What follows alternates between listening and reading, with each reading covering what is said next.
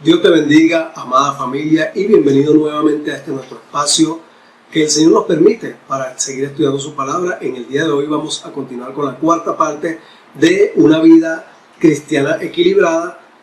Probablemente la semana que viene tengamos la quinta y última parte en este sentido. Y yo le invito a que usted pueda buscar los videos anteriores y de estos los anteriores de lo que es la madurez cristiana, porque estos son temas muy importantes para que nosotros tengamos una vida realmente que sea de impacto para las demás personas.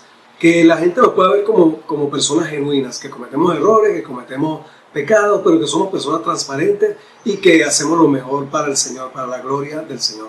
Pedimos a Él, Dios Todopoderoso, que bendiga este estudio, nos dé la sabiduría que necesitamos para seguir creciendo en Él. Lo primero que debemos entender y que debemos dejar muy en claro es que Satanás obra de muchas maneras y es quien realmente está detrás de las maldades en el mundo. De esto no podemos tener duda. Mira, por ejemplo, Satanás nos lleva a confiar en nuestra propia fuerza. Él nos lleva para que nosotros digamos, no, yo puedo hacer esto, independientes. Bueno, en primera Crónicas 21 podemos encontrar un caso, el caso de David, haciendo un censo. Podemos encontrar también que Satanás hace ineficaces a los hombres, a los cristianos, a través del pecado. Isaías precisamente habla de eso, y Isaías 59 dice que el pecado hace una brecha de separación entre Dios y nosotros. También Satanás hace que dudemos de las Escrituras. En Génesis 3.1 vemos el caso de Eva como con que Dios te dijo eso. Falsifica también las Escrituras. Satanás es especialista en falsificar las Escrituras y 1 Timoteo 4.1 nos advierte acerca de esto. También Satanás oprime a la gente. Fíjense que en Lucas 8.26 al 39 Satanás tenía oprimido al endemoniado gadareno.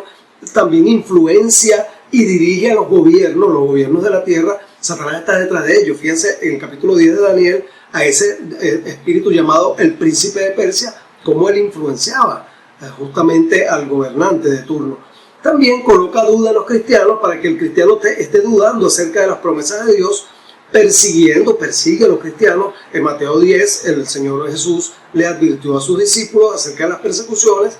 Infiltra la iglesia. Segunda de Pedro 2 habla de falsos maestros que vienen a infiltrar y a perjudicar a la iglesia, y también estorba el servicio a Dios. Es decir, nosotros queremos ir a la iglesia el domingo y se nos presentan mil y un problemas. Bueno, esto es la obra de Satanás. Además de esto, Satanás está escrito en la Biblia como el tentador. Fíjense que en Mateo 4.3, y aquí es donde la cosa se pone interesante, porque Mateo 4.3 nos dice, el tentador se le acercó. Eso está hablando de Jesús siendo tentado en el desierto, Jesucristo, el Hijo de Dios. Satanás es tan osado que intentó quebrantar la voluntad del Señor, inducirlo a pecar. Y le dice, el tentador se le acercó y le propuso, fíjense esta acepción, le propuso, si eres hijo de Dios, ordena que esta piedra se convierta en pan.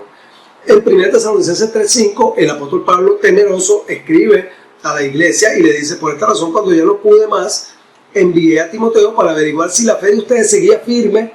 Tenía miedo que el tentador los hubiese vencido y que nuestro trabajo hubiese sido en vano.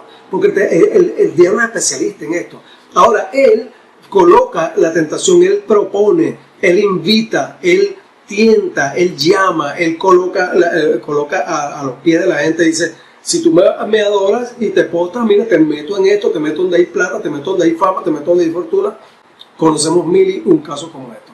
Además, tenemos que el mundo, el sistema, pues, se encarga de bombardearnos todo el tiempo. Primera de Juan 15:16 nos advierte a los cristianos, dice, no améis al mundo es el sistema, ni nada de lo que hay en él. Si alguien ama al mundo, no tiene el amor del Padre, porque nada de lo que hay en el mundo, los malos deseos del cuerpo, la codicia de los ojos y la arrogancia de la vida proviene del Padre, sino del mundo. Es decir, el mundo es un sistema preparado para envolver a las personas, incluyendo los cristianos, llamarlos al pecado, a vivir una vida ineficaz para el Señor.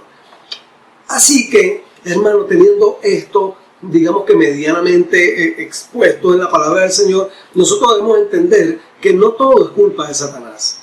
No es que Satanás tiene la culpa de todas las cosas, que yo pequé porque Satanás fue culpa de él.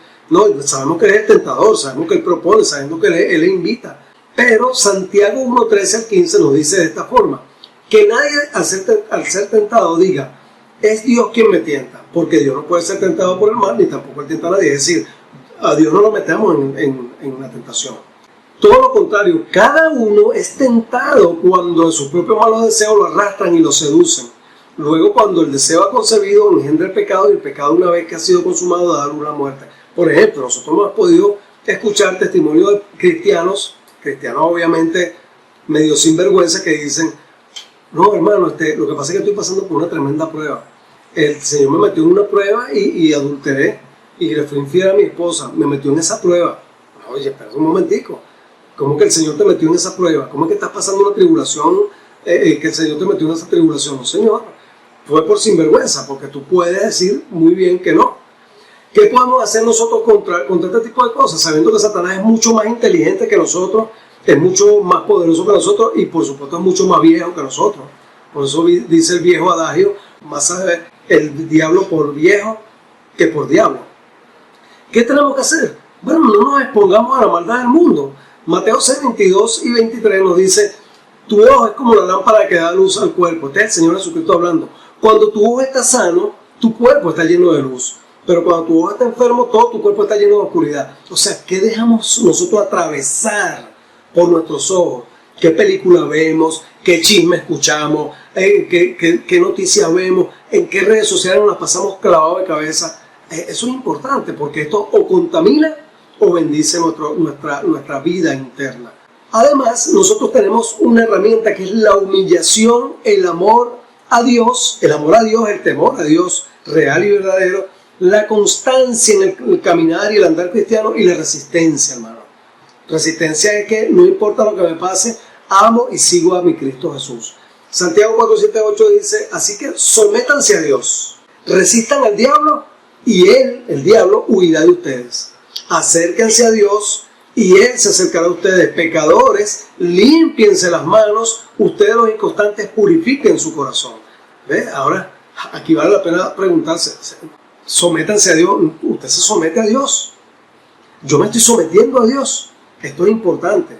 ¿Estoy resistiendo al diablo o me rindo así tan fácilmente? Además de esto, también podemos tener otra herramienta, que es no alimentar nuestros bajos impulsos. Gálatas 5:16 nos dice: digo pues, andad en el espíritu y no satisfagáis los deseos de la carne. Y Mateo 24:41, hablando de esto, el Señor también dice: velad y orad para que no entren en tentación. Estamos velando y orando, resistiendo, vigilando. Así que finalmente reflexionemos, y precisamente aquí nosotros debemos equilibrar en este sentido. Todo es espiritual. ¿Soy yo? ¿Es el mundo? O sea, ¿quién es el culpable? ¿Cómo yo salgo adelante con esto? Habiendo entendido, mis amados, yo espero que usted lo entienda, que no todo es culpa del diablo y no estamos defendiendo al diablo. El diablo es el diablo, es el adversario, es el enemigo, es el malvado. Él está detrás de todas las cosas malas del mundo. Pero vale la pena preguntarnos si no todo es culpa de Satanás, sino que en algunas cosas yo soy el que tomo la decisión y caigo en mi pecado. Pregunto: ¿necesito realmente liberación de fuerzas demoníacas en mi vida que me controlan para que yo peque frecuentemente? ¿O realmente lo que necesito es rendir mi corazón y que el Espíritu Santo llene mi vida para yo dejar este pecado en el cual he incurrido y por el cual todo el tiempo estoy pidiendo perdón? Esto es importante, reconocerlo y contestárnoslo a nosotros mismos. Y por último, pregunto con toda sinceridad: ¿cómo se encuentra su vida de oración? ¿Cómo se encuentra su vida de oración? Si usted no está orando, ¿cómo espera alcanzar victoria sobre el pecado, sobre la carne y sobre su propia vida y sobre el mundo? ¿Cómo espera eso? Si en Cristo Jesús está la victoria y Él pide que nos acerquemos a Él, los pecadores, que los que estamos débiles, que nos acerquemos a Él, humillándonos, y Él nos va a llenar de sabiduría y de fortaleza. Yo le invito a que usted revise su vida de oración, a que usted revise cuáles son las cosas que debe superar y qué ayuda usted le va a solicitar al Señor. Por último, no me queda más que pedirle al Señor que te bendiga, que te fortalezca, que te llene de su presencia, de su Espíritu Santo, y nos vemos por esta misma plataforma el próximo domingo.